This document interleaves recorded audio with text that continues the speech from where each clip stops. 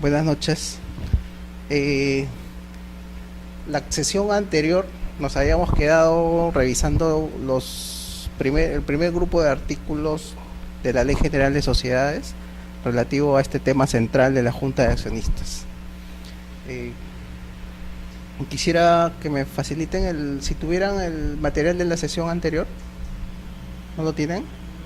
Ya, entonces, este es, porque nos ganó la hora. Sí, ¿no? Era, me parece, sobre los precedentes, ¿no?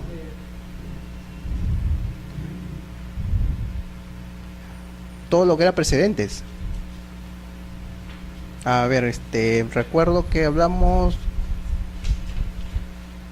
sobre reapertura ¿tocamos algún precedente? No, ¿no? Ya, entonces rápidamente para que no quede pendiente respecto de los precedentes. Un poco para retomar la dinámica del curso, le había explicado en la primera sesión que íbamos a tener una parte relativa a la exposición de cada tema, de cada sesión, la legislación aplicable, después una segunda parte dedicada a los precedentes o resoluciones que ha emitido el Tribunal Registral sobre los temas de junta, y una última parte de la sesión, lo que eran observaciones frecuentes que se presentan en registros a los temas relativos a las juntas de accionistas o junta de socios en general. Entonces en ese esquema habíamos dejado pendiente el tema de los precedentes. Del elenco de precedentes que se dictan desde el año 2002, había seleccionado algunos. Uno de ellos es el precedente relativo a la reapertura de actas. Y el otro precedente dictado el año 2005 estaba vinculado a uno relativo a la convocatoria a junta de socios en una SRL. El otro precedente relativo a una convocatoria a junta general en sociedad anónima cerrada. El otro relativo a la legalización de apertura de libros. Como se dan cuenta, son precedentes específicos para el tema que es materia de este diploma, de este curso, ¿no? El otro precedente dictado en relación a la suscripción del acta de una junta universal. Y finalmente el precedente relativo a convocatoria y mayoría en acuerdo de exclusión de socios. En buena cuenta, el precedente, el primero, relativo a la reapertura de actas. ¿Qué pasaba? Se presentaban actas de juntas antes de que salga este precedente. Era materia de observación por algún tema de fondo o de forma. Normalmente lo que pueden hacer los socios de una sociedad es celebrar una nueva junta aclarando o ratificando la anterior. Pero luego se dio en los hechos una situación en la cual los socios decían, bueno, ya no tenemos la oportunidad de convocar nuevamente a junta y abrimos nuevamente el acta cerrada y corregimos el error o la omisión producida en el acta inicialmente redactada. Eso era válido, un acta ya cerrada, firmada por los socios concurrentes, y posteriormente nuevamente se abría para subsanar algún defecto anotado en registros públicos.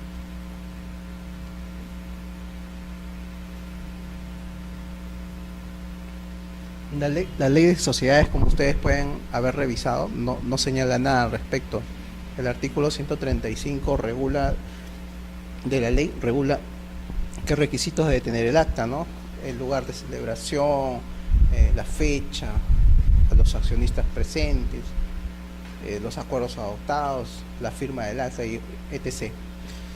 Pero no se había puesto en este supuesto en el cual un acta que ya está cerrada se puede nuevamente abrir, lo que se conoce como reapertura de actas. La reapertura de actas, en buena cuenta, facilitaba un poco la subsanación que se producía en las juntas, porque no se convocaba a otra junta. A raíz de este precedente, que lo tienen en sus materiales del año 2005, el tribunal aceptó esta posibilidad con dos requisitos. Primero, que quienes abren y cierran el acta sean las mismas personas que la suscribieron inicialmente. Y segundo, que se refiera a errores u omisiones producidas en el acta inicialmente presentada. No cabía una reapertura para el supuesto de adoptar nuevos acuerdos. Si se produjo una observación y ellos, los socios, quieren subsanarla reabriendo el acta, esta solamente está permitida entonces para errores o omisiones que se hayan producido en el acta inicialmente presentada. Porque si quieren adoptar nuevos acuerdos a través de una reapertura, no procedería, dado que eso implica celebrar una nueva junta, y para lo cual hay que convocarla debidamente, ¿no? Los precedentes 8 y 9, que lo tienen en sus materiales, este es el de hoy día. Me has alcanzado el de hoy día, pero lo vamos a... Sí, estos son los precedentes de hoy día. La sesión pasada. Ya, bueno. Entonces, ya de todas maneras, la próxima sesión vamos a ver los precedentes que quedaron pendientes de la sesión anterior, y luego vamos a retomar estos precedentes de hoy día para seguir el orden que les había explicado. Entonces, esta es la sesión de hoy día 11, y vamos a... La primera parte es una explicación de la aplicación práctica de los artículos de la ley de sociedades del 121 al 131 en la calificación de los títulos de actas de juntas que se presenten a registros públicos.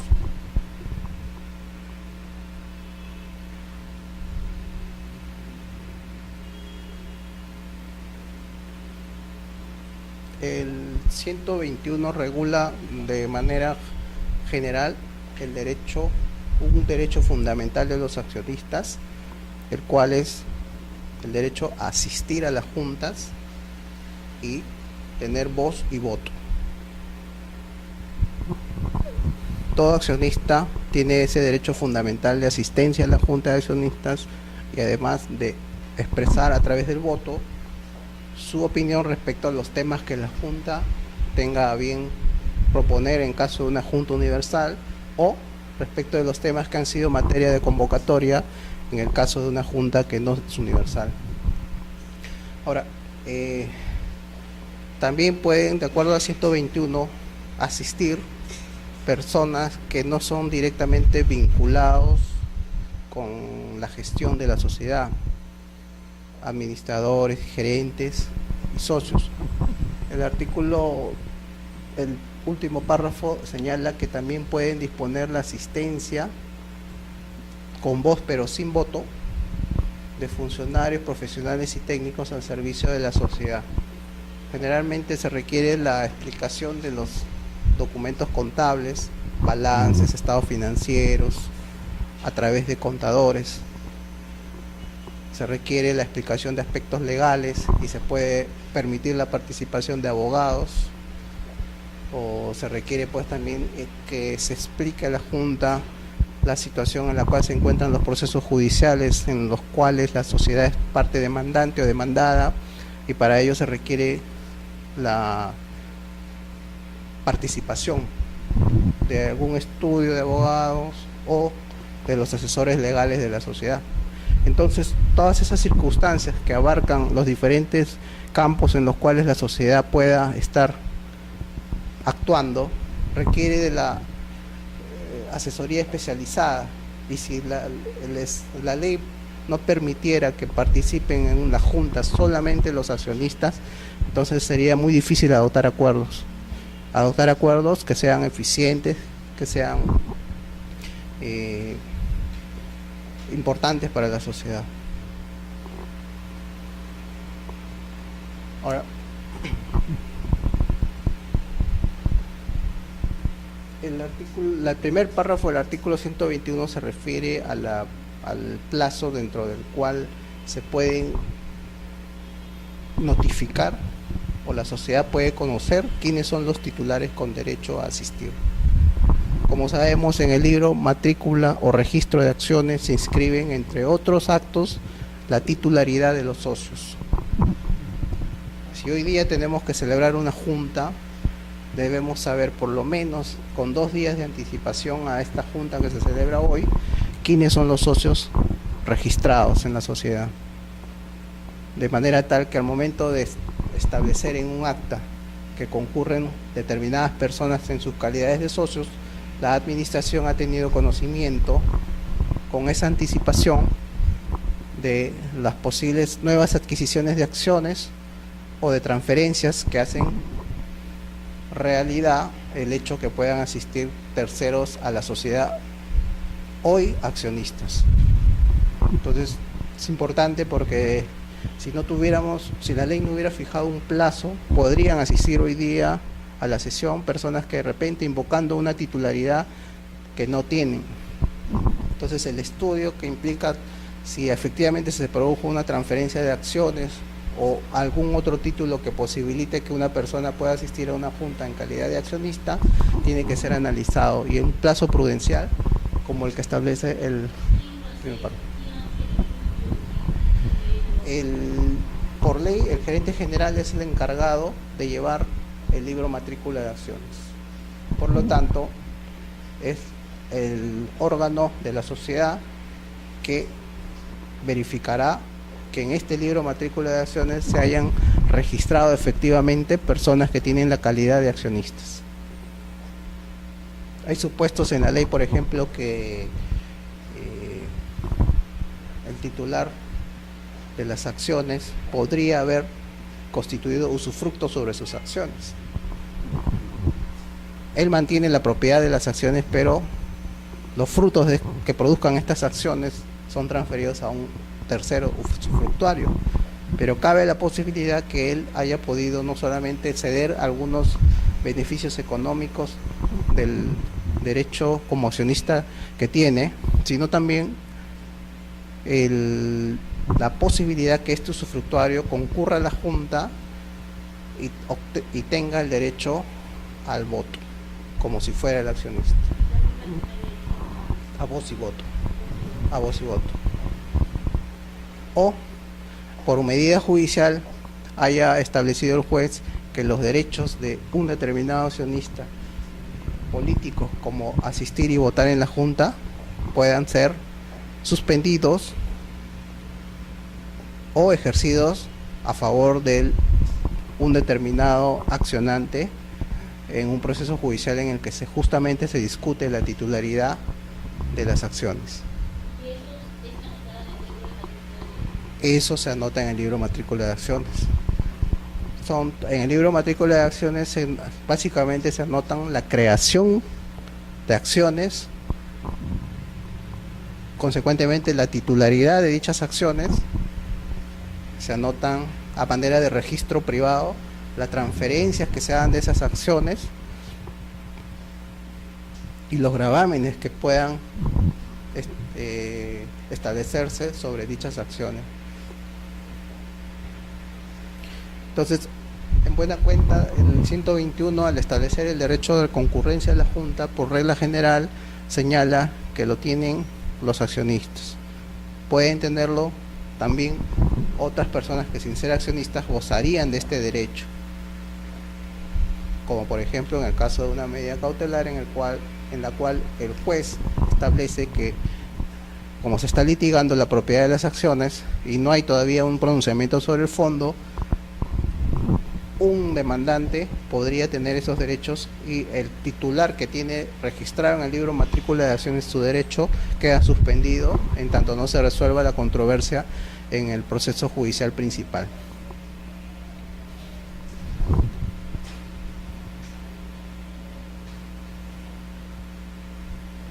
Cabe precisar que los directores y gerentes, el director como parte del órgano de administración y el gerente como el órgano de ejecución por definición, también tienen derecho a asistir, y si son accionistas, nada impide que puedan ejercer su derecho de voto. Un accionista puede ser director o gerente y viceversa. Un director o un gerente puede ser accionista sin ningún problema. En el supuesto que se pone este artículo en el segundo párrafo, es en el cual no son accionistas los directores ni el gerente. Por eso establece que pueden asistir pero no tienen derecho a voto.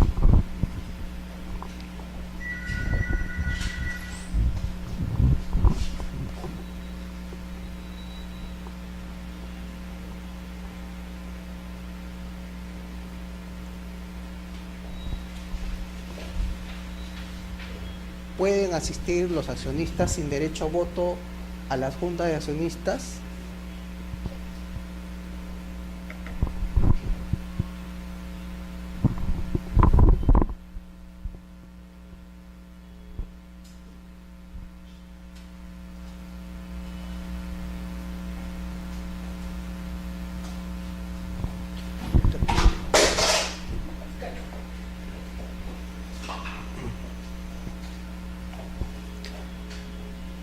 Sí, de acuerdo a lo que hemos estado explicando, el accionista tiene derecho a asistir y a votar en las juntas, pero ese es en el caso que el accionista tenga la titularidad de acciones con derecho a voto.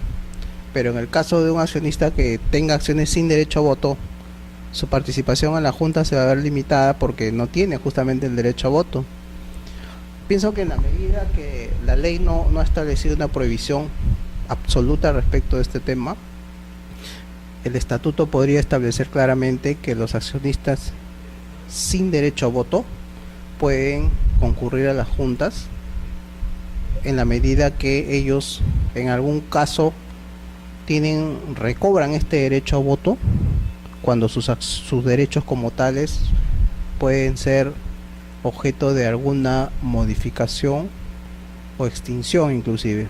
La ley ha previsto que en el caso que la Junta apruebe la eliminación o modificación de los derechos de estos accionistas sin derecho a voto, tienen que acordarse en Junta especial previamente cualquier modificación sobre sus derechos.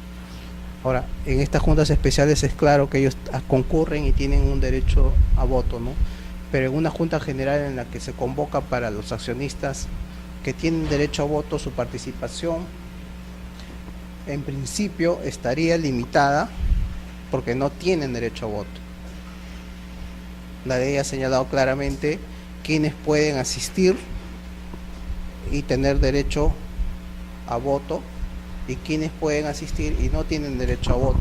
Habíamos visto, pueden asistir los abogados, los contadores, asesores y no tener derecho a voto.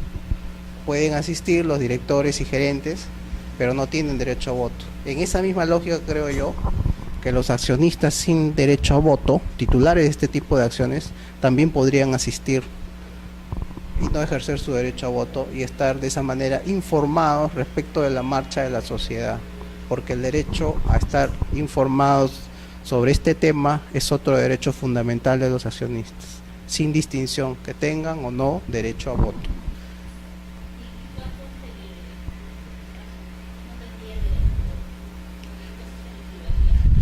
El accionista, ¿en qué caso no tendría? Pienso que el estatuto o el pacto social podrían limitar este derecho a concurrir y votar, porque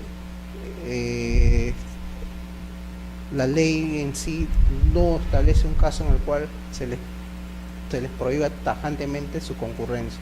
La ley simplemente señala quiénes pueden concurrir y quiénes pueden concurrir y no tener derecho a voto.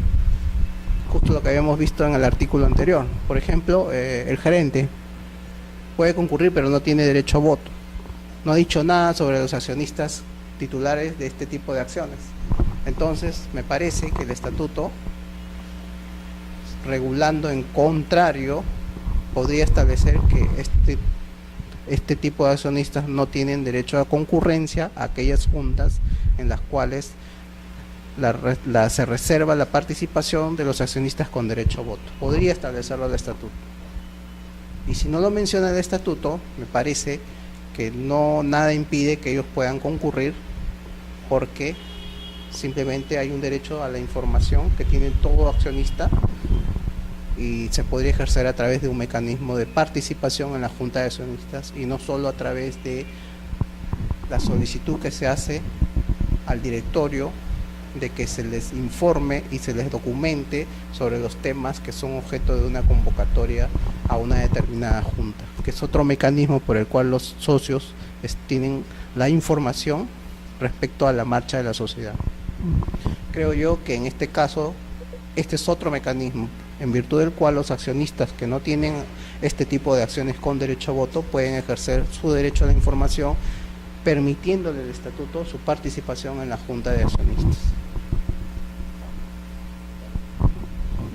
El segundo tema que estaba vinculado a lo del artículo 121 era lo que les estaba comentando, la fecha de corte para el registro de titularidades en el libro matrícula de acciones.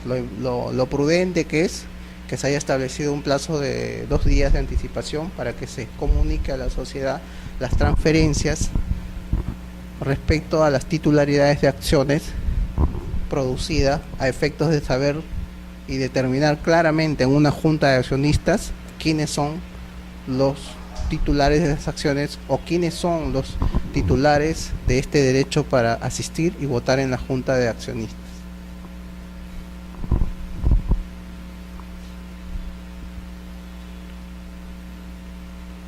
Pueden asistir a la Junta General y ejercer sus derechos los titulares de acciones con derecho a voto que figuren inscritas a su nombre en la matrícula de acciones con una anticipación no menor de 2 días al de la celebración de la Junta General.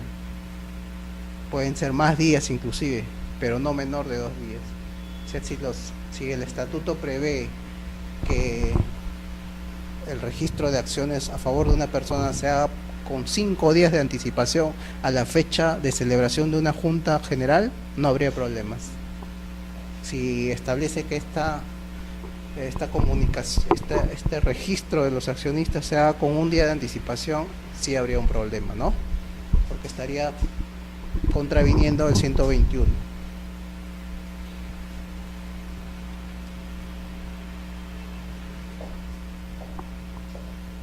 Este tema de la anticipación es calificado en registros al momento de establecer un estatuto, una modificación de estatuto o una constitución social. Muchas veces establecen un plazo de 24 horas. Entonces esto es materia de observación porque contraviene el primer párrafo del artículo 121.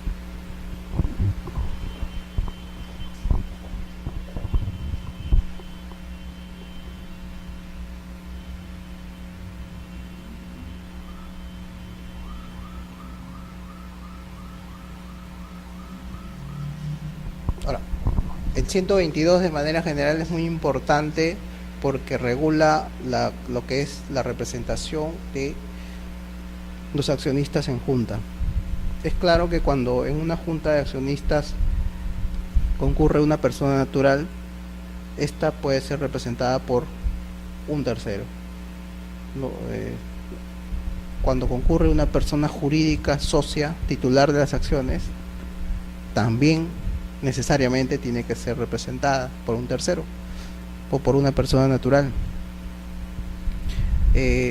Al momento de establecer el quórum en las juntas, antes de iniciar la junta, una vez establecida la concurrencia de los socios, inmediatamente el secretario de junta procede a establecer el quórum y en ese momento se determina quiénes son los accionistas presentes en nombre propio y quiénes lo hacen en representación de un tercero o de otro accionista. Y por regla general la representación es libre. En una sociedad anónima cerrada, creo que lo mencioné en la clase pasada, la representación no es tan libre. Por su mismo carácter de ser sociedad anónima cerrada, la representación es limitada a otro accionista nada más.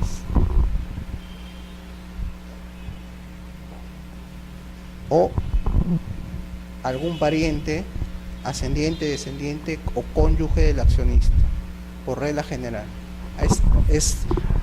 La diferencia entre la norma del artículo 122, que establece una representación general, salvo que dice el estatuto puede limitar esta facultad reservando la representación a favor de otro accionista o de un director o gerente. O sea, la regla general es una representación libre, salvo que el estatuto la limite. A la inversa, en las sociedades anónimas cerradas, la representación es limitada.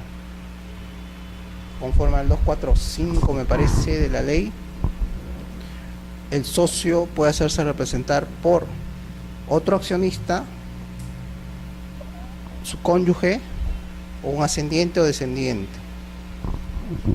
Y el estatuto puede prever que la representación se pueda extender a terceros. Si el estatuto no ha previsto esta posibilidad y concurre un accionista en una sociedad anónima cerrada representada por un tercero, ese título, esa acta que se ha presentado a través de un título va a ser observado. Como es un defecto subsanable, no se va a producir la tacha del título, sino la observación. Entonces, esta es la regla general, pero en cuanto a sociedades anónimas cerradas hay una regla específica. La representación es limitada a las personas que les he mencionado, salvo que el estatuto permita que un accionista pueda ser representado por un tercero. Ahora, en este caso se ha establecido un plazo también, al igual como habíamos visto la anticipación de 2 días para poder determinar al titular de las acciones con derecho a voto y su concurrencia a la Junta. En este caso también la ley ha establecido un plazo de 24 horas para que los poderes sean registrados en el libro matrícula de acciones, donde también consta pues la representación de los accionistas. Aquí es un plazo menor, en el otro eran 2 días para acreditar la titularidad de una persona en una junta. Aquí se pide una anticipación por lo menos de 1 día para que comuniquen a la sociedad, los socios que van a ser representados por un tercero. Se entiende que si se trata de una sociedad anónima cerrada y se va a comunicar la representación de uno de estos socios y el estatuto no permite la representación por terceros, esta comunicación, además de fijarse con la anticipación de 24 horas, también debe estar limitada en cuanto al representante a un accionista o algún familiar.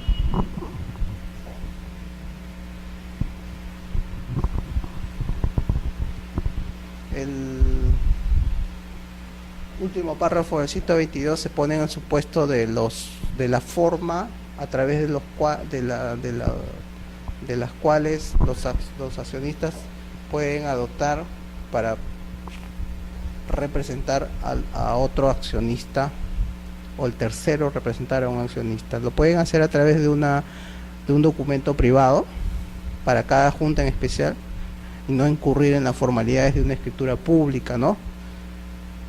Y lo pueden también hacer a través de una escritura pública, el instrumento a partir del cual se entiende que esta representación no es solamente para una junta, sino para varias juntas.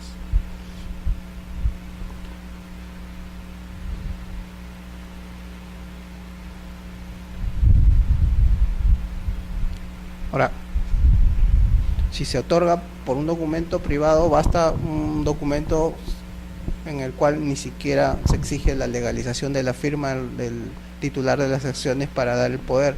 Simplemente puede ser una comúnmente conocido como carta poder, en virtud del cual un accionista otorga poder a un tercero, siempre que el estatuto no haya limitado la representación, ¿no?, a un tercero para que lo represente en una junta.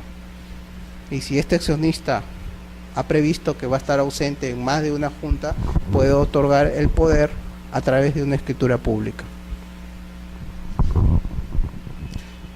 La representación ejercida de esta manera importa su revocación cuando el titular de las acciones está presente en la Junta. Tácitamente se entiende ese poder revocado en el caso de un poder otorgado por un documento privado, y si este poder se otorgó por escritura pública y el día de la celebración de la Junta el accionista está presente, el titular el que otorgó el poder está presente, se entiende que ese poder otorgado para esa Junta por escritura pública quedó en suspenso, no quedó revocado, sino en suspenso respecto a esa Junta. Esto es importante porque al momento de establecer en un acta que se presente a registros públicos la relación de accionistas, conforme al 121, tenemos que tener claramente establecido quiénes son los titulares de las acciones, con cuántas acciones concurren, y si van a ir representados, haber comunicado con la anticipación prevista en el 122 qué accionistas están concurriendo a nombre propio y qué accionistas lo hacen representados.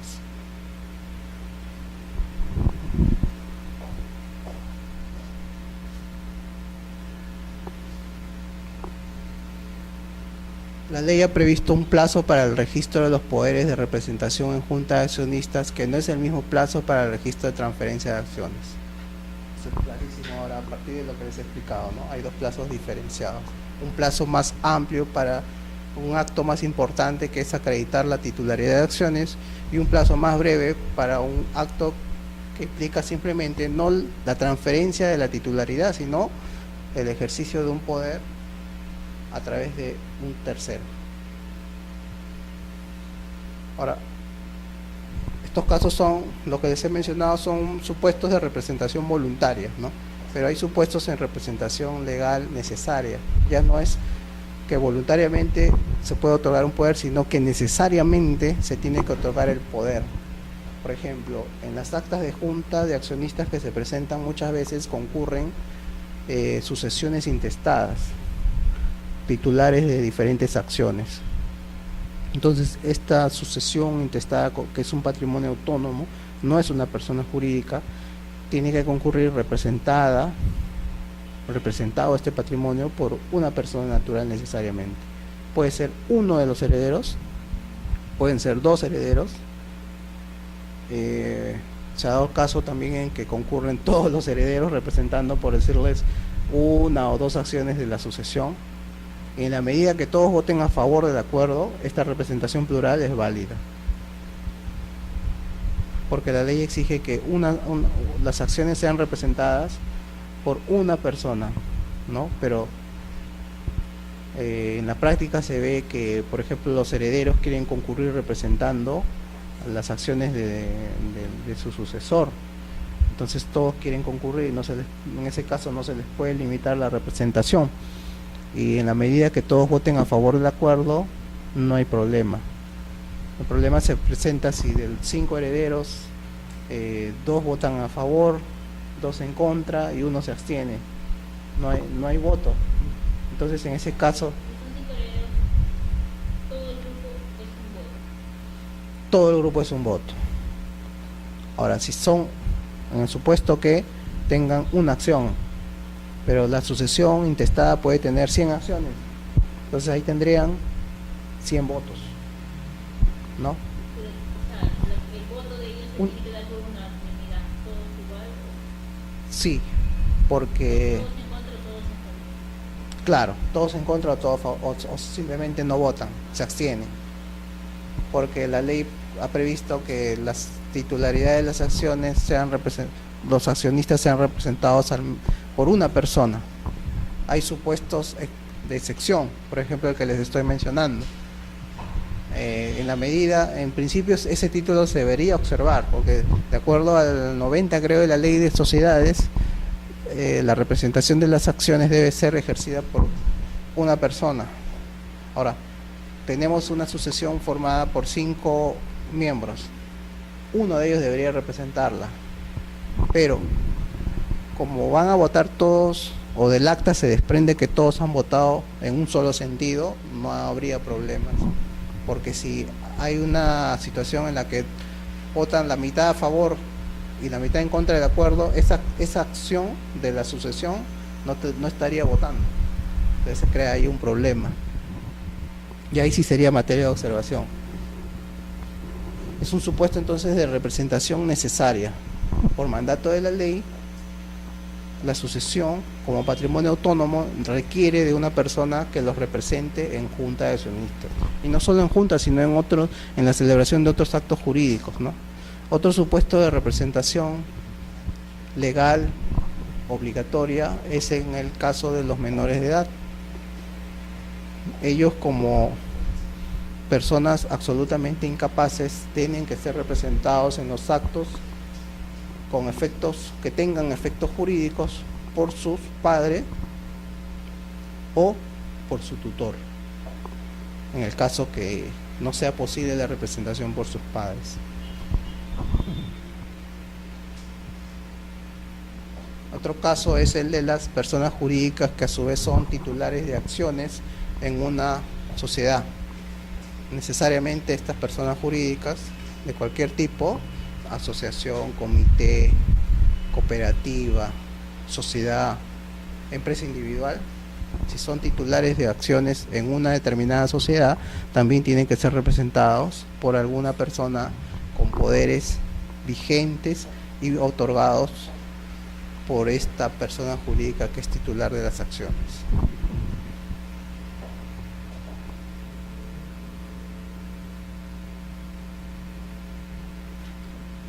No solo los menores tienen que ser representados, sino también aquellas personas que son declarados incapaces por alguna razón, un ciego mudo, un sordo mudo, personas que no tienen la capacidad de discernimiento y no tienen en el caso de un mayor de edad, un curador designado, o siendo menores de edad, un tutor designado, tienen que ser representados necesariamente por uno de estos representantes legales, ¿no? Siguiendo el procedimiento correspondiente para su designación.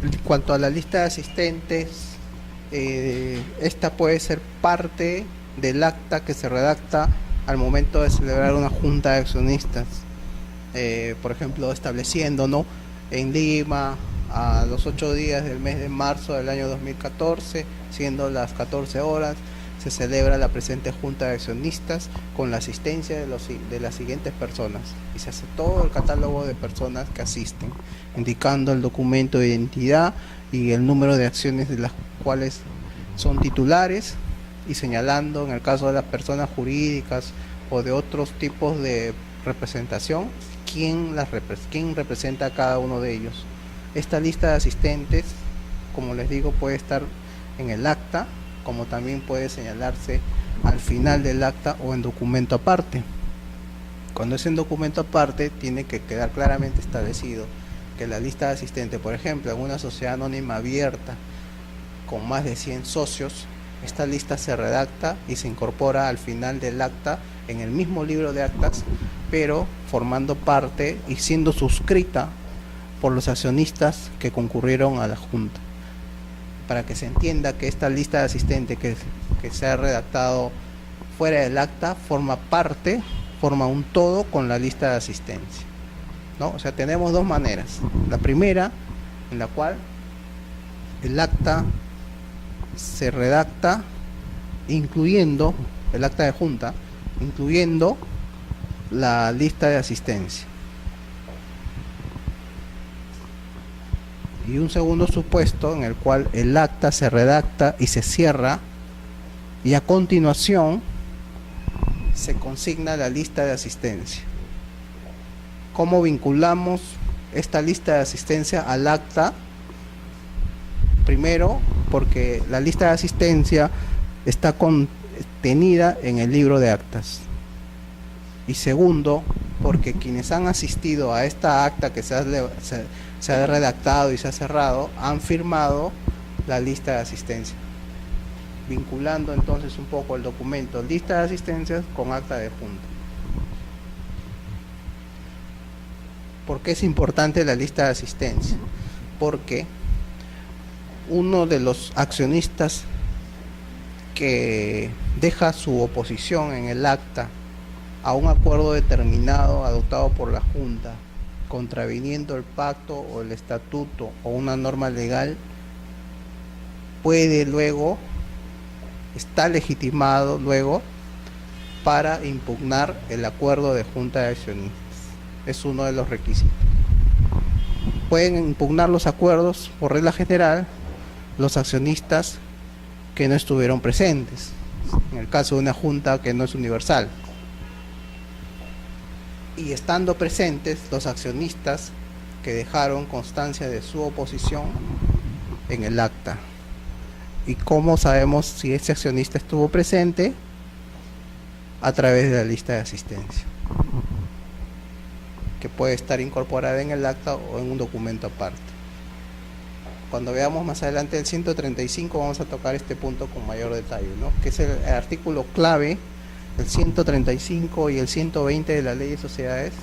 El 120 regula el tema de las juntas universales, que para todo efecto, más allá de las distinciones que se han hecho, que la junta, cuando una junta es universal, con convocatoria o sin convocatoria, para efectos prácticos, junta universal es aquella en la cual están todos los accionistas presentes, háyase o no hecho convocatoria.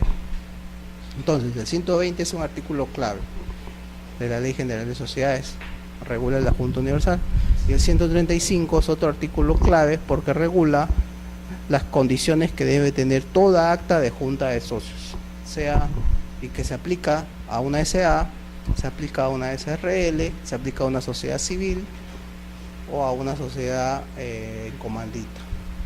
Todos los tipos societarios previstos en la ley.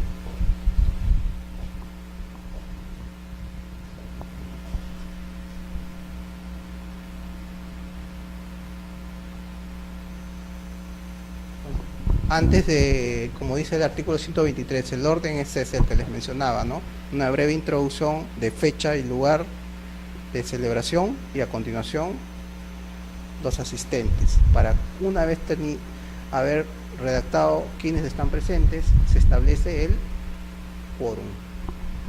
Una vez establecido el quórum, una vez establecido quienes están presentes por sí o a nombre de terceros accionistas, se establece a continuación el quórum de asistencia. Quórum quiere decir asistencia mínima para poder sesionar, diferente a la mayoría necesaria para adoptar acuerdos.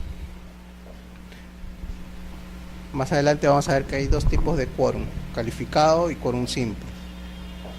Por ejemplo, si en estas juntas, asumiendo que ahorita estamos en una junta de accionistas, pasamos lista de asistencia, hay 2 personas presentes, y a continuación vamos a ver si efectivamente con 2 personas tenemos quórum, y eso se establece, porque a continuación ya se debaten los temas y se ve con el quórum establecido si se adoptan o no acuerdos, porque si no hay quórum no es posible adoptar acuerdos.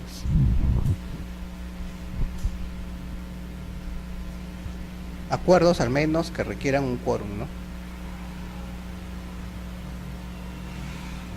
De acuerdo al 124, el quórum se computa y se establece al inicio de la junta. Comprobado el quórum, el presidente la declara instalada. Es a partir de ese momento que se declara instalada una junta de socios, una junta de accionistas. Entonces el orden es ese, ¿no? Primero, quiénes están presentes, y luego en qué momento se declara instalada la junta, que es cuando se establece quiénes son las personas que hacen el quórum necesario para una junta determinada. Ahora, agrega la norma: ¿qué pasa si luego de que se ha establecido el quórum al inicio de esta, ingresan accionistas luego de la hora que se había convocado? Como ya se instaló, como hay quórum, es decir, como hay una asistencia mínima de socios que nos permite sesionar válidamente, el hecho que ingresen nuevas personas, nuevos accionistas después, va a hacer que ese quórum más bien aumente. Y a partir de ello, los acuerdos se pueden tomar sin ningún problema. La adopción de acuerdos, más bien con este ingreso de estas personas, va a aumentar en el porcentaje que se requiera. El quórum, como ya se estableció, ya no va ni a quitar ni a aumentar pero sí para efectos de la adopción de acuerdos, que es la mayoría que se requiere para adoptar acuerdos, pueden contribuir a que se alcance pues la mayoría necesaria, ¿no? Las acciones de los accionistas que ingresen a la junta después de instalada no se computan para establecer el quórum, claro, porque ya se estableció el quórum al inicio de la junta, pero respecto de ella se puede ejercer el derecho de voto.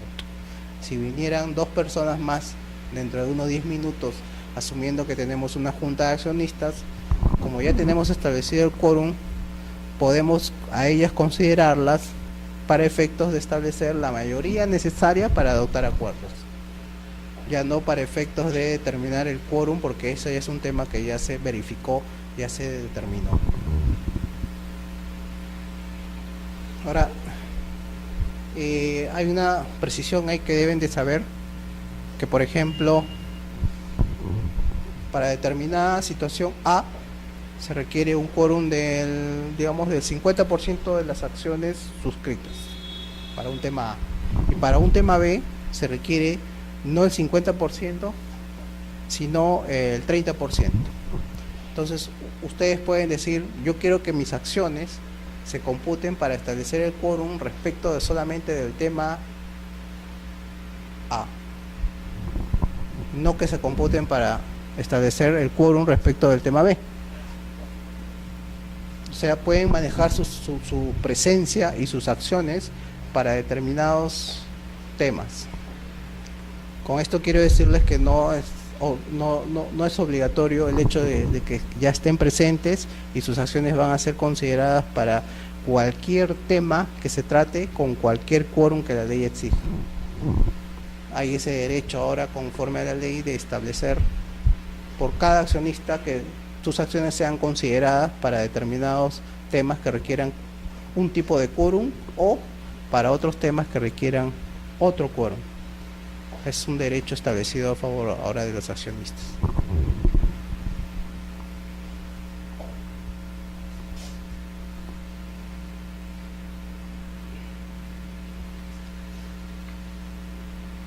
Quórum simple, a ver.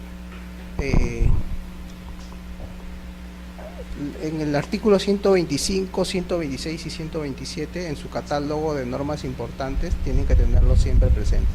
Les había mencionado el 120, que regula el tema de la Junta Universal.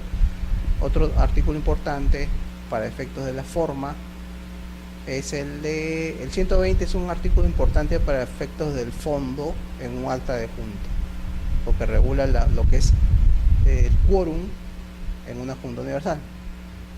El 135 es una norma importante para la forma del acta de una junta.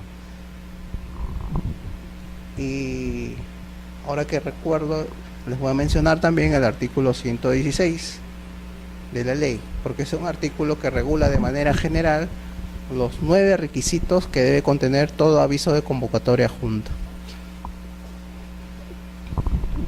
¿Por qué? Porque toda junta debe de cuidarse de 2 aspectos importantes para su presentación, para su calificación en registros públicos: quórum y convocatoria. El 116 entonces regula el tema de los requisitos que debe de tener el aviso de convocatoria. Y el 125, 126 y 127 también son importantes porque, artículos centrales, porque regulan lo que es el quórum calificado, el quórum simple y la mayoría para adoptar acuerdos. Ya tenemos una junta válidamente convocada, ahora tenemos que cuidarnos que los presentes hagan quórum para adoptar acuerdos, sobre todo en el caso de juntas que requieren de quórum calificado. Por regla general, les adelanto, requieren de quórum calificado todos los acuerdos que impliquen modificar el pacto o el estatuto social. Y un acuerdo que se modifica el pacto o el estatuto requiere de escritura pública. Todo va, digamos, enlazado, ¿no?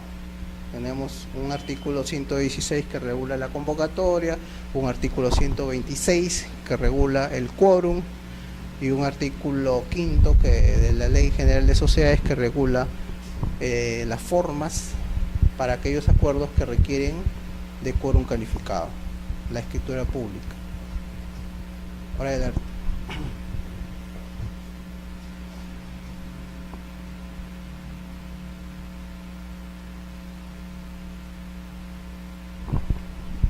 quórum calificados por regla general son aquellos temas que la Junta va a tratar y que no implican modificación del estatuto. Por ejemplo, designación del directorio. ¿Implica modificación del estatuto? No. En consecuencia, va a ser tratado a través de quórum simple. Otorgamiento de un poder a un mandatario de la sociedad, ¿implica modificación del estatuto? Tampoco. Entonces entra en el tema de quórum simple. Aceptación de renuncia del gerente general tampoco implica modificación del estatuto o del pacto social o de algún convenio de accionistas debidamente notificado a la sociedad. Por lo tanto, no requiere de un quórum calificado, sino de un quórum simple. Cuando hablamos de quórum simple o de un quórum calificado, también tenemos que tener presente si es primera o segunda convocatoria. Aquellos acuerdos que no implican modificación del estatuto y son citados en junta para una primera oportunidad se requieren para instalar válidamente de acuerdo al 125 de la ley en primera convocatoria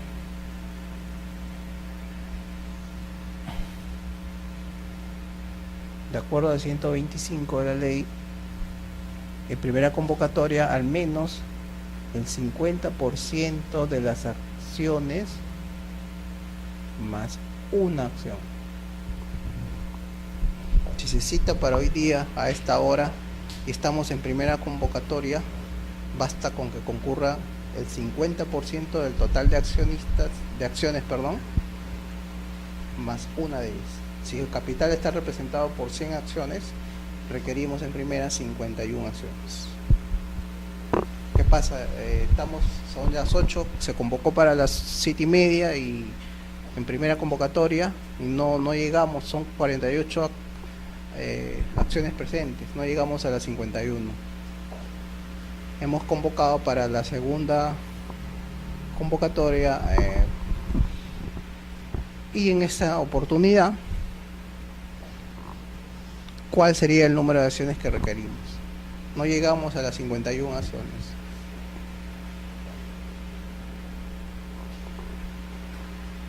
Tenemos que esperar el plazo de ley de los 3 días para una segunda sesión, segunda oportunidad, y en ese día ya requerimos de cualquier número de acciones.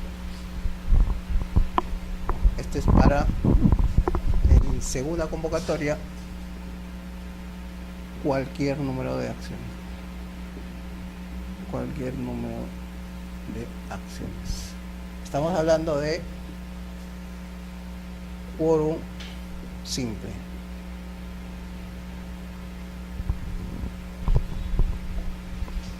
Por regla general están previstas las materias que corresponden a las juntas que requieren quórum simple en el artículo 115. En el artículo 115 los incisos me parece que el 4, el 7 que no requieren de quórum calificado.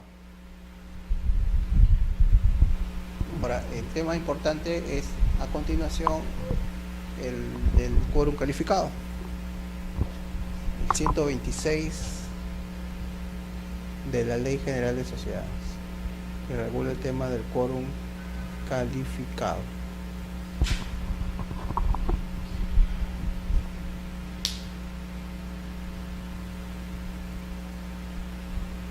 El último párrafo de 125 queda meridianamente claro. En algún momento se objetó el hecho de que un solo accionista pueda celebrar una junta, porque por definición se mencionaba, se sustentaba que la junta es de accionistas, no de un accionista.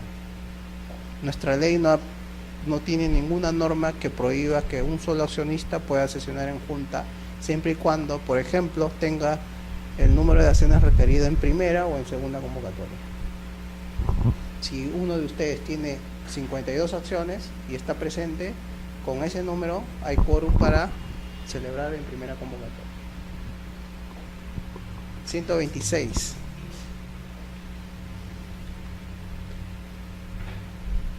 Eh, 126 regula el tema del quórum calificado. Ahora, por encima de estos, por debajo de estos quórums que les estoy mencionando, no se puede establecer pacto en contrario. El estatuto no puede establecer quórums menores a los establecidos en la ley. Puede establecer inclusive quórums y mayorías mayores a los que prevé la ley, pero menores no es posible establecerlo. Es una norma imperativa. Otra pregunta que alguna vez me han hecho es si cabe la posibilidad de una tercera convocatoria a junta de accionistas, porque la ley regula primera convocatoria o segunda convocatoria, pero no dice nada respecto a una tercera convocatoria.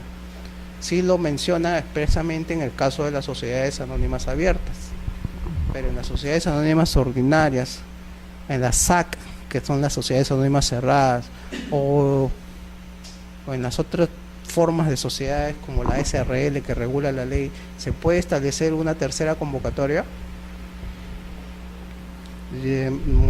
Yo pienso que no es posible, porque los quórums que establece aquí la ley son para establecer un quórum mínimo. ¿Qué quórum estableceríamos para una tercera convocatoria si, por ejemplo, aquí en segunda convocatoria se está estableciendo que con cualquier número de acciones se puede sesionar? Establecer que en tercera convocatoria se puede sesionar con 40% de accionistas contravendría este artículo. Y ya hemos visto que no se puede establecer mayorías y quórum menores a los legalmente fijados, ¿no? Para el 126 en primera convocatoria, para aquellos acuerdos previstos en el 115, incisos 2, 3, 4, 5 y 7, se requiere en primera convocatoria los 2/3 de las acciones suscritas. Y en segunda convocatoria los 3/5. 2/3 básicamente equivale al 66.66% y 3/5 equivale al 60% de las acciones. Es un quórum más alto, ya estamos hablando del 66.6% y en segunda convocatoria del 60% de las acciones, primera y segunda convocatoria.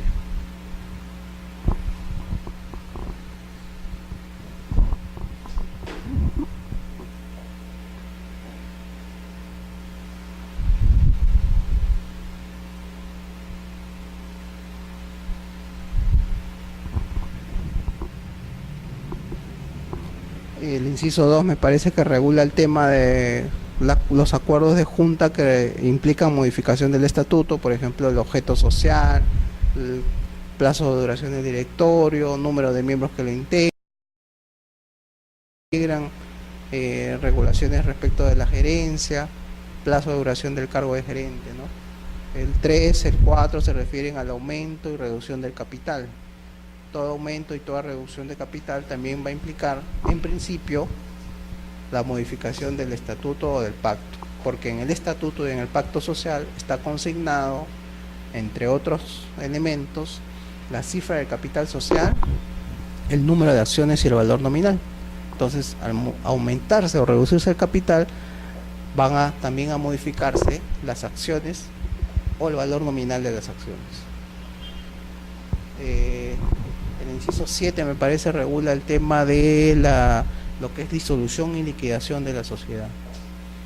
Esos acuerdos importantes que están vinculados al nacimiento y funcionamiento y extinción de la persona jurídica son principalmente aquellos acuerdos que requieren quórum calificado del 66 o 60% de las acciones suscritas con derecho a voto.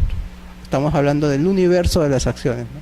Si hay 100 acciones suscritas, para la primera convocatoria vamos a requerir por lo menos que vayan 67 acciones, porque no podemos establecer que vayan 66.6% de las acciones, porque las acciones no son divisibles, son indivisibles. No es posible decir, eso no les había mencionado, pero ahora aprovecho para mencionarles que una persona sea titular de 1.5 acciones o 2.3 acciones. Tienen que ser siempre números enteros, porque las acciones, de acuerdo al 109 me parece de la ley, son indivisibles. Los derechos se establecen siempre en función a un número entero de acciones.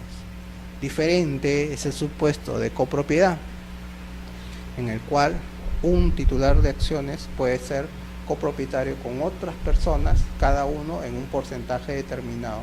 Por ejemplo, respecto de una acción pueden haber 5 herederos o 5 copropietarios.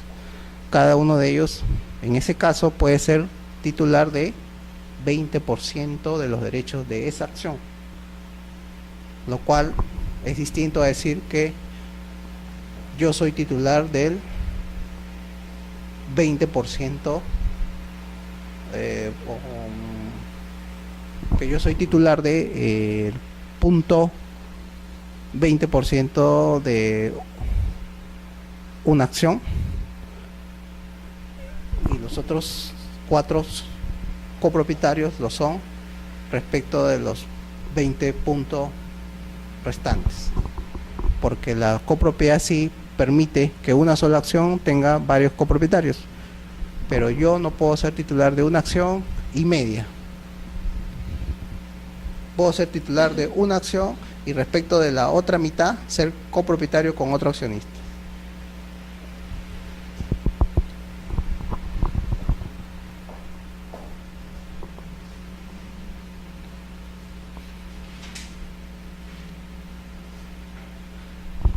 Es importante que tengan presente el último párrafo del 127, en virtud del cual el estatuto puede establecer quórum y mayorías superiores a las señaladas en el 125 y 126, pero nunca inferiores.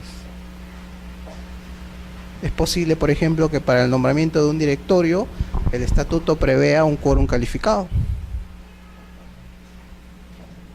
Ya es decisión de los accionistas tener pues una representación fuerte, ¿no?, para determinados actos, como elegir un gerente, nombrar un directorio, que por ley solamente requieren de un quórum simple.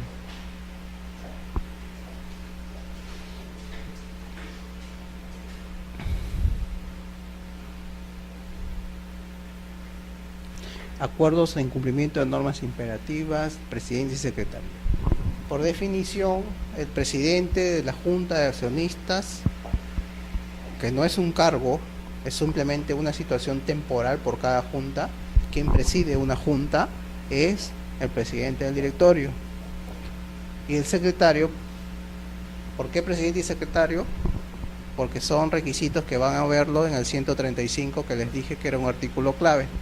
Señalar, entre otras cosas, quién preside y quién es el secretario de una junta. Ahora, por regla general, el presidente de la junta es el presidente del directorio. El presidente del directorio sí es un cargo inscribible. El vicepresidente del directorio es otro cargo inscribible. El presidente de la junta no es un cargo inscribible. Es una situación temporal que se produce para efectos de la organización de una junta de accionistas. Entonces, el llamado a ser el presidente de la junta, quien preside la junta, quien ordena, una suerte de director de debates, es el presidente del directorio. Quien actúa como secretario es el gerente general. El estatuto puede establecer normas diferentes. o en ausencia de estas personas, la Junta tampoco no se va a ver frustrada, sino que pueden presidirla aquellos que la propia Junta designe para ejercer tales cargos. ¿Cuál es la relevancia en estos dos cargos? Es el presidente de la Junta un poco ordena y lleva adelante la Junta, y el secretario es el responsable de la redacción del acta. El acta, ¿por qué es importante? Porque es un mecanismo de prueba, un medio probatorio de la realidad de la Junta y de los efectos que ésta tiene.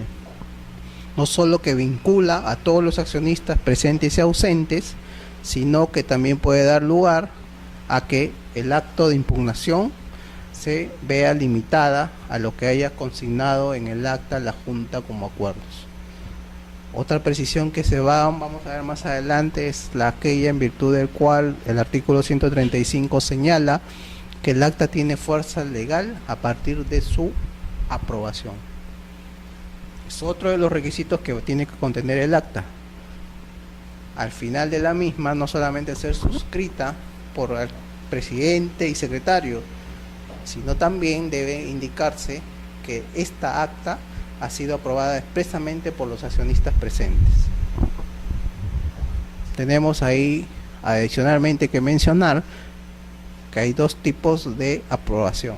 Primero, los acuerdos que están contenidos en un acta determinada. Primer acuerdo, se eligió presidente del directorio fulano de tal. Segundo acuerdo, se eligió vicepresidente a sutano. Tercer acuerdo, se aprobó modificar el estatuto en el artículo 16. Ahí tenemos ya 3 acuerdos. Adicionalmente a la aprobación de estos 3 acuerdos, también tenemos que al final aprobar la redacción del acta, que es otro tema. Y a partir de esa aprobación, el acta tiene fuerza legal, no solo para los socios, sino también como mecanismo de prueba de la realidad o de la veracidad de los acuerdos adoptados en Junta. Por eso es importante que se consigne en el acta quién la presidió y quién va a ser las funciones del secretario, que por ende va a ser la persona responsable de la redacción del acta. El tema del 128 es un poco, no se entiende, mejor dicho, los alcances son tan generales. Todo este tema de quórum calificado, quórum simple, un poco que quedan de lado con esta norma. Es tan general que sobre el tema de norma imperativa, lo que podemos decir son aquellas normas que respecto de las cuales los socios y los particulares en general no pueden pactar de manera diferente o en contrario. Son normas que establecen imperativamente una orden respecto de la cual no se puede dejar de lado en un contrato o en un acuerdo de junta. Por ejemplo, si la norma del 126 me decía que no pueden, del 127, que no se puede establecer un quórum menor a los quórums del 125 y 126, esta es una norma imperativa que no admite pacto en contrario o regulación diferente. O la norma me dice, es nulo el acuerdo adoptado en determinadas circunstancias, tampoco es posible adoptar un acuerdo que contravenga esta norma. O está prohibido que las sociedades regulen sobre determinados temas. Esta norma también, de su lectura, se desprende que no se puede pactar de manera diferente. Son supuestos de normas imperativas. Ahora, lo que dice aquí el 128 es que cuando se tenga que adoptar acuerdos en la Junta de Accionistas, porque así una norma imperativa lo ordena, no se requieren los quórums que habíamos visto, el quórum calificado o el quórum simple. Bastaría entonces con cualquier número de acciones presentes a adoptar este acuerdo. Ahora la pregunta es, ¿cuáles son esos acuerdos que vienen de normas imperativas que la sociedad necesariamente tiene que adoptar como acuerdo obligatoriamente? Hasta ahora no hay una directiva, no hay una interpretación única. se ha identificado un caso de aumento de capital que podría estar enmarcado en este supuesto. Por ejemplo, dentro de las diversas modalidades de aumento de capital por el cual una sociedad puede aumentar su capital, está una en virtud del cual hay un concepto contable, REI o ACM, en virtud del cual la sociedad aumenta su capital porque obtiene un beneficio en el momento que aplica una determinada normas contables a la sociedad, una suerte de una ganancia. Y esto, como está ordenado por una norma, se entiende que la Junta no solo requiere del quórum calificado y por ende de la escritura pública que va a modificar el artículo del capital, sino bastaría que invocando la aplicación de esa norma contable, automáticamente la cifra del capital se va a ver variada y en consecuencia no requeriría del quórum calificado. Ese es uno de los supuestos en el caso de aumento de capital que se ha considerado por el Tribunal Registral que sería uno de aplicación de esta norma del 121, que un poco es la excepción a la norma general que habíamos visto allá.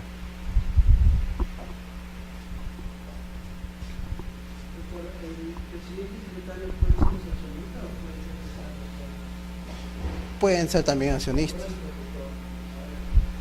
Ahí, salvo disposición diversa del estatuto, la Junta es presidida por el presidente del directorio, ¿no? El gerente general actúa como secretario.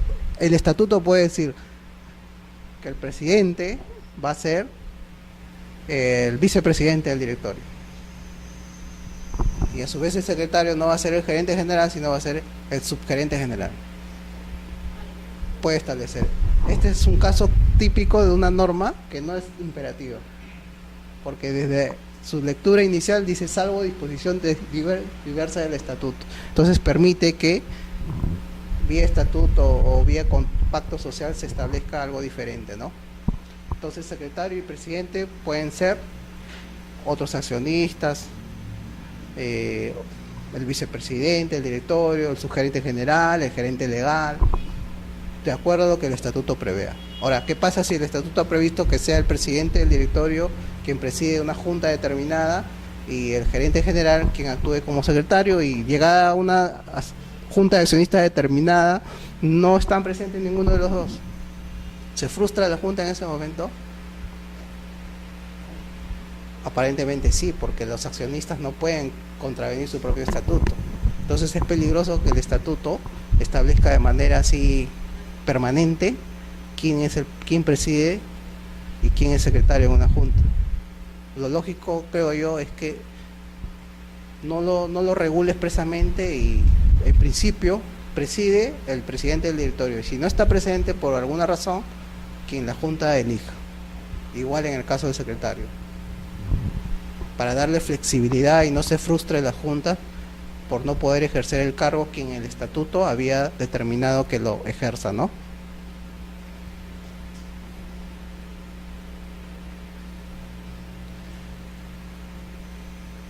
Derecho de información, este tema está vinculado a lo que estábamos viendo al inicio de clase, ¿no? Unos titulares de acciones sin derecho a voto, cómo pueden informarse si es que el estatuto no les permite asistir a una junta porque no tienen justamente derecho a voto. Entonces, si el estatuto les niega esta posibilidad, aquí tenemos una norma en virtud del cual los accionistas pueden ejercer su derecho a voto en los asuntos comprendidos en la convocatoria. Se hace la solicitud al directorio para que les informe, y en caso del directorio no cumpla con informarles respecto a los temas de convocatoria, creo yo, este tema inclusive podría judicializarse. Podría establecerse en el estatuto también una cláusula arbitral en virtud del cual en qué supuestos se puede ir a un tribunal para que se resuelva un tema de estos. Podría también resolverse en la vía arbitral, ¿no? Ahora, la única excepción, mejor dicho, la ley obliga al directorio en un caso determinado que no pueda informar a los accionistas cuando perjudique el interés social porque consideren que atenta justamente el divulgar determinada información el interés social, ¿no? Por ejemplo, una junta de accionistas que tiene programado en una junta establecer el cronograma de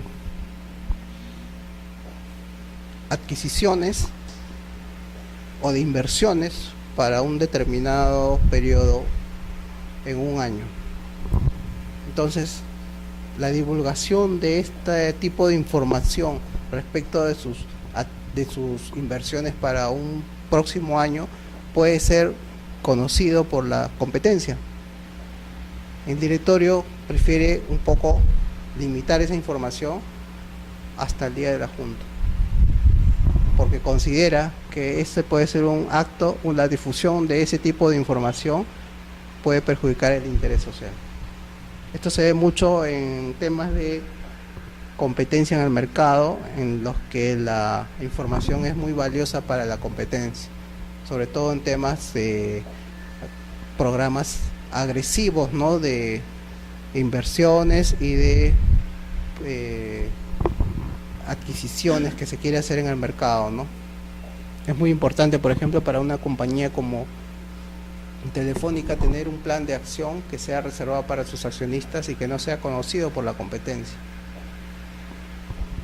Ahora dice que esta única sección en la cual el directorio le dice al accionista: no puedo darte la información porque es importante para nosotros como sociedad, no aplica cuando sea solicitado por al menos un número de acciones que represente el 25% del total de las acciones suscritas. Si lo pide el 25% de las acciones más una de ellas, el directorio está obligado a darse la información, aun cuando considere que pueda dañar o perjudicar el interés social.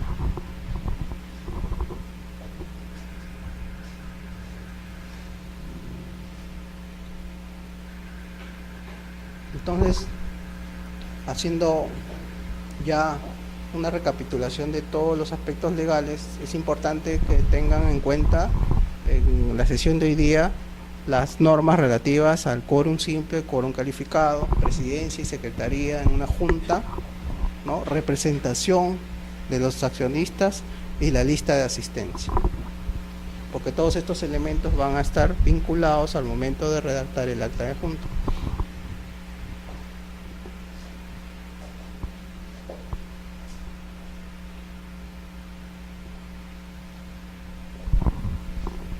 Los plenos, ¿no? La vez pasada no les expliqué, pero ahora les voy a explicar brevemente. En registros públicos se inscriben los acuerdos de las juntas de accionistas en un registro denominado registro de sociedades.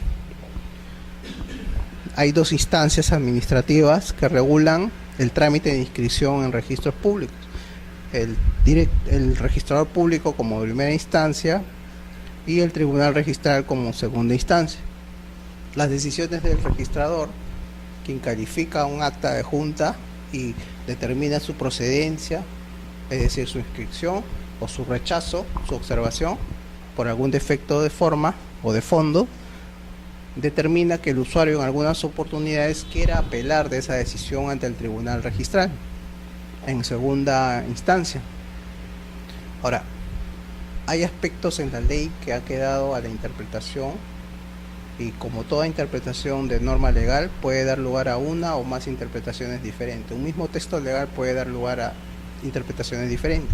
Entonces, la ley de creación de SUNAR ha establecido un mecanismo que está en el reglamento general también de registros públicos, en virtud del cual el tribunal se reúne a manera de un pleno jurisdiccional y establece que para determinados temas la interpretación a seguir respecto de una norma es esta, y estamos en la obligación de seguirla.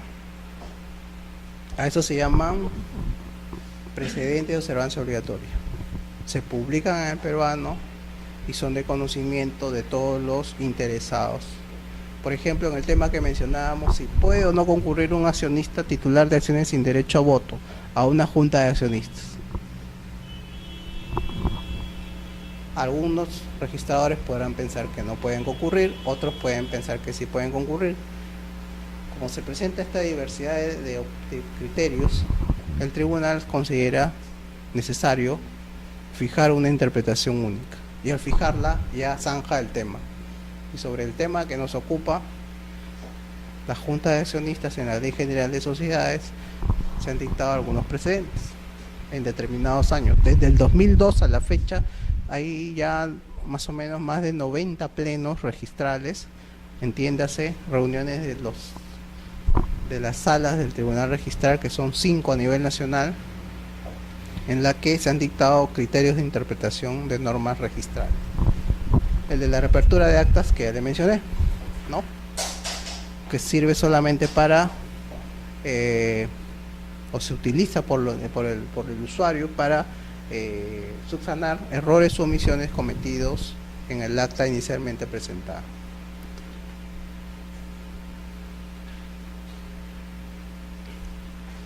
A ver, entonces los plenos están numerados y en este caso la sesión se llevó a cabo el 8 y 9 de abril del año 2005 y se publicó en el peruano el 9 de junio del 2005. En esta sesión llevada a cabo en estos días se publicaron varios precedentes. Uno de ellos es el tema relativo a la reapertura de actas. Es posible rectificar el contenido de las actas de sesiones de personas jurídicas corrigiendo un dato que se consignó en forma errónea o consignando un dato que se omitió.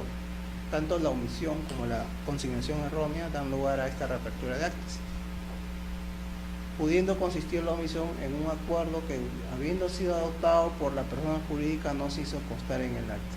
Se debatió todo el tema en la Junta respecto a la remoción de un director, pero en el momento de consignar en el acta la aprobación de la remoción del director, se omitió este tema por omisión del secretario, pero se ha debatido. Entonces ese es un supuesto en el cual se puede dar lugar a una reapertura. Se abre nuevamente el acta y se señala que, habiéndose omitido la aprobación del acuerdo relativo a la remoción del director, se procede a consignar que también se aprobó remover a fulano de tal del cargo de director.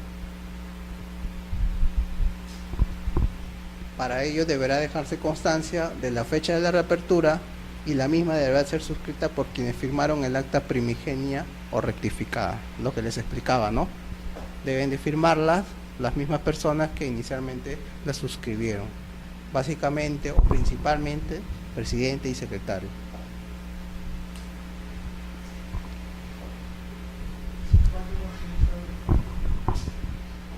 No firma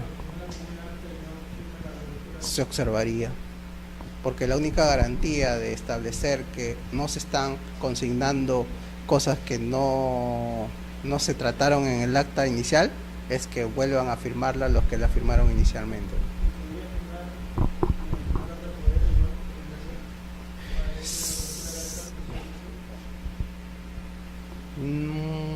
Bueno, ahí el poder estaría dándose para después, para la reapertura. Pienso que podría, ¿sí? Si inicialmente yo concurría a la Junta personalmente y en la reapertura no puedo hacerlo, pero estuve presente, ¿no?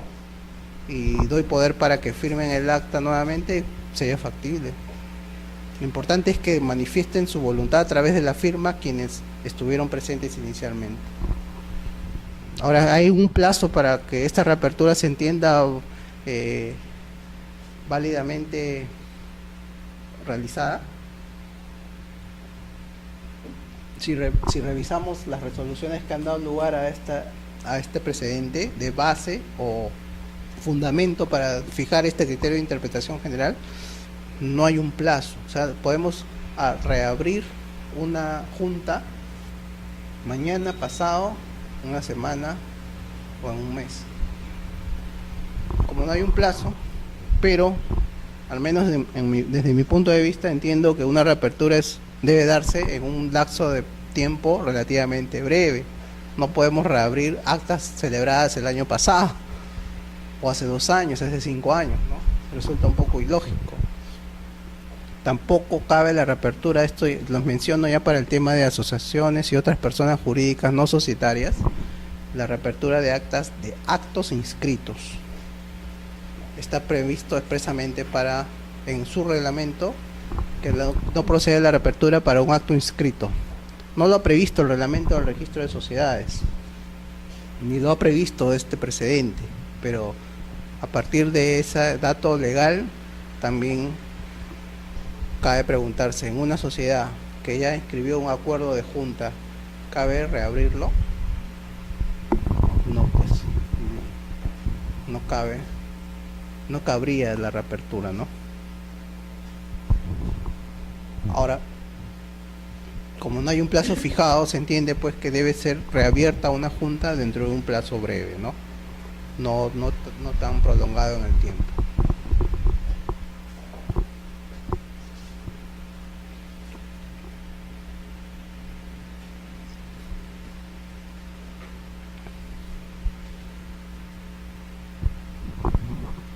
Aquí justamente está otro caso de norma de carácter imperativo, en virtud del cual no se puede pactar de manera diferente.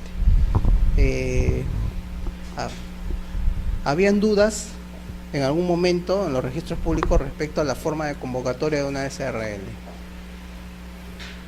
¿Deben ser convocadas por diarios o deben ser convocadas a través de un medio personal? Vale decir, esquelas de convocatoria. El tribunal fijó un criterio, ¿no?, estableciendo que deben ser las SRL convocadas teniendo un quórum, siguiendo estas normas, y convocadas a través de medios personales. Ahora, ¿cómo acreditar esos medios personales de convocatoria en registros públicos? Basta la declaración jurada del gerente general indicando que se ha cumplido con convocar a todos los socios a una determinada junta, y este tipo de declaración o constancia debe por sí misma reemplazaría en cierta forma que acrediten a través de las esquelas la convocatoria de los socios. En una SRL no cabe que se convoque por diarios a una junta de socios, dejando de lado la convocatoria a través de esquelas, porque prima la convocatoria a través de esquelas de acuerdo al 294 inciso 3 de la ley, que, como lo señala el tribunal, es una norma de carácter imperativo.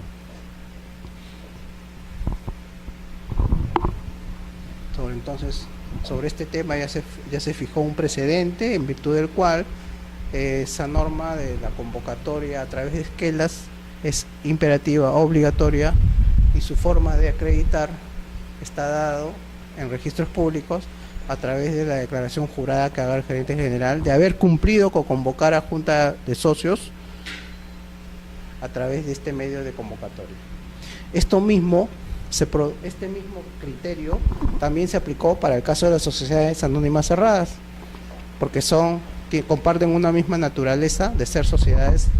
En el caso de la SRL no pueden haber más de 30 socios. En el caso de la SAC no pueden haber más de 20 socios. Entonces, como ven, en su estructura, en el número de socios son muy parecidas, en su regulación también. Quórum y convocatoria. Convocatoria es a través de mecanismos de esquelas u otro de notificación personal. Quórum se rigen también por estas normas del 125 y 126. Número de socios también tienen una regulación parecida.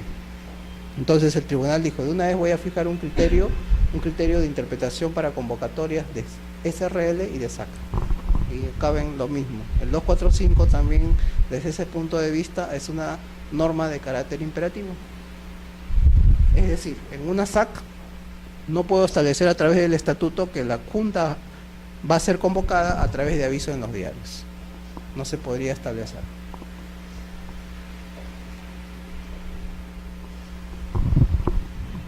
Por si había dudas, lo que sí es válido, eso sí, es que en una SAC o en una SRL, adicionalmente a la forma de convocatoria a través de esquelas, yo pueda indicar en mi estatuto que también voy a convocar a junta a través de avisos publicados en los diarios. Uno en el Diario Oficial del Peruano y otro en cualquier diario de circulación local. De manera adicional yo sí lo puedo regular, pero de manera única, para este caso de estas dos sociedades no puedo regular que sea la convocatoria a través de avisos en los diarios. Prima una convocatoria a través de un medio de comunicación personal, esquelas, cartas notariales, correos electrónicos. Legalización de apertura de libros. Es un tema importante porque aquí el tribunal señaló que es competencia notarial el hecho de el libro de las actas, dicho sea de paso, deben constar en un libro de actas legalizado ante notario. Entonces, los extremos de la legalización del libro de actas ya corresponde efectuarlo en sede notarial. Eso sí, cuando se presente un acta debe estar en principio en un libro de actas legalizado conforme a ley, salvo los supuestos de excepción que prevé la ley de sociedades, que pueden ser actas sueltas fuera del libro cuando éste no está en poder de la sociedad por circunstancias temporales y excepcionales. Inclusive cabría la inscripción de este tipo de actas a criterio del registrador cuando se le acredite que realmente ha sido imposible y es imposible tener el libro de actas para efectos de inscribir un acuerdo. Esa es la excepción, pero por norma general toda acta debe estar contenido en un libro legalizado en su primer folio a través de sede notarial. El hecho que, por ejemplo, una sociedad que solamente está constituida hace 2 meses y presentan un acta en un libro que ya es el número 2, uno se preguntaría, pero tan rápido ya tienen un libro 2 de actas.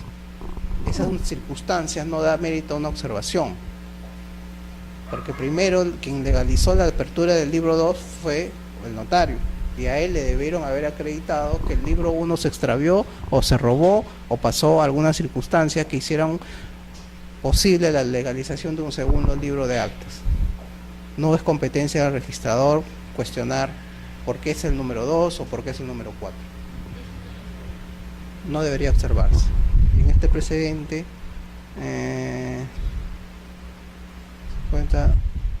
se debe tener en cuenta el antecedente registral. Por ejemplo, en la partida registral figura el libro de actas número 2 y presentan hoy el libro de actas número 4 en la cual está inserta el acta de una junta celebrada ayer.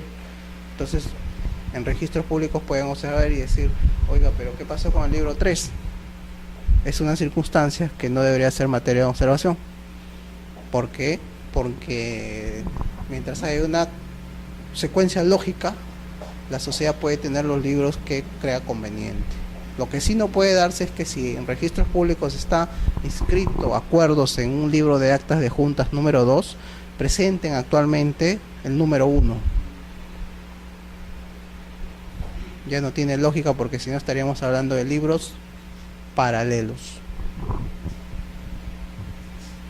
Entonces, en relación a este tema, el presidente lo que señaló fue que al momento de calificar el registrador debe de tener presente los libros del antecedente registral para efectos de tener una calificación más lógica, más ordenada, ¿no? Pero no para impedir la inscripción cuando no se acredita en registros públicos una secuencia lógica en los libros.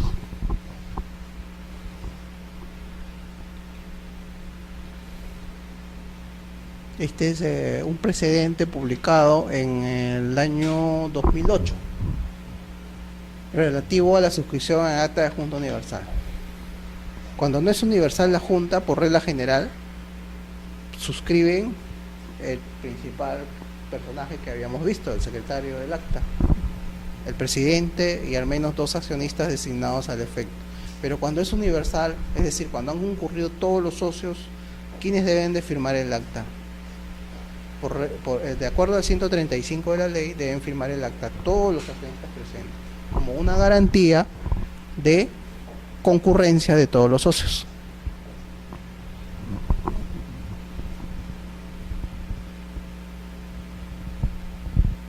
Ahora, Aquí es donde hace la distinción el tribunal que quiero que tengan presente.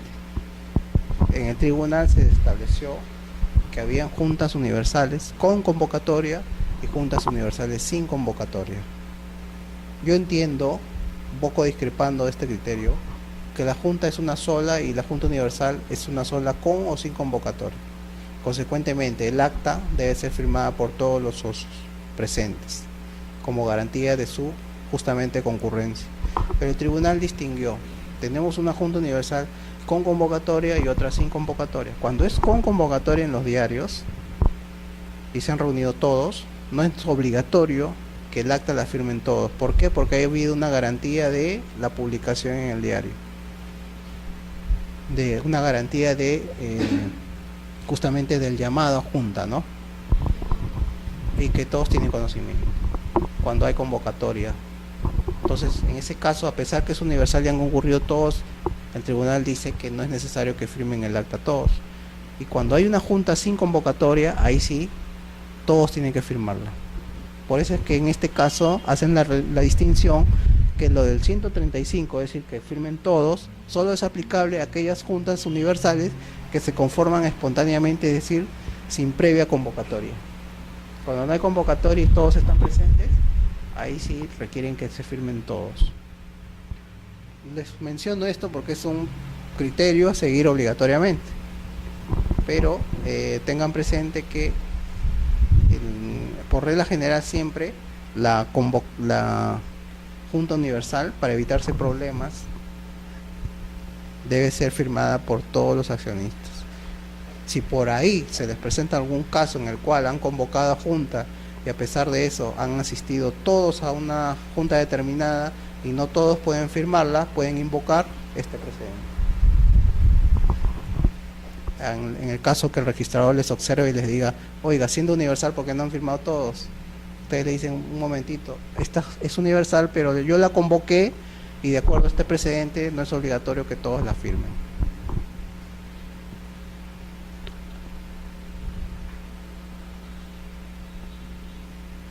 Y ya para acabar, un precedente relativo a la exclusión de socio en una SRL. En una SRL, por mandato de la ley, se inscribe la calidad de socio en la partida registral, lo cual no sucede en una SA. La transferencia de acciones y cualquier acto relativo a la titularidad de acciones no se inscribe en registros públicos, se inscribe en el libro matrícula de acciones. Esa regulación no es igual en el caso de una SRL. Ahí en registros sí se inscribe la transferencia de acciones, el gravamen, perdón, la transferencia de participaciones, el gravamen de participaciones o la calidad de socio. Entonces, ¿qué pasaba si un acuerdo de convocatoria, en un acuerdo de junta,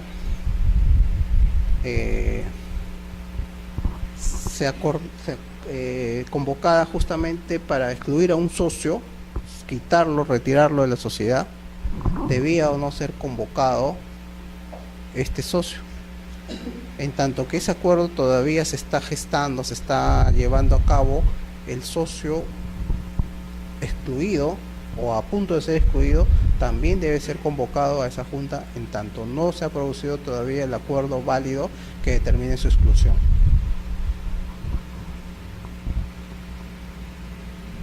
El socio cuya exclusión se pretende debe ser convocado a la Junta General, de todas maneras, porque en algún momento se entendía que como ya iba a ser adoptada su exclusión a partir de ese momento, ya no había necesidad de convocarlo. Entonces, lo cual el tribunal corrigió y señaló que no, en tanto no se adopte el acuerdo de exclusión, ese socio sigue siéndolo y por lo tanto, desde antes de la convocatoria de la Junta, tiene el derecho a ser convocado.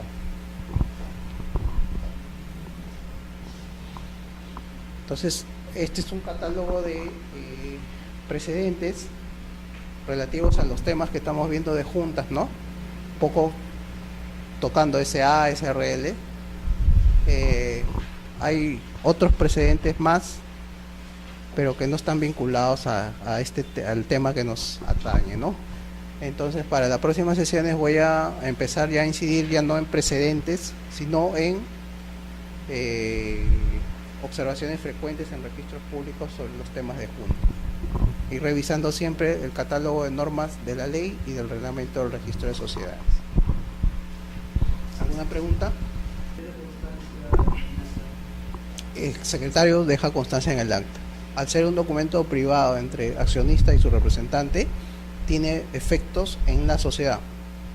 En registro solamente se verifica que el señor X ha sido representado por el señor Y. ¿Y quién firma el acta? El señor Y. Nada más. Nos vemos entonces en la próxima sesión, ¿ya? Gracias.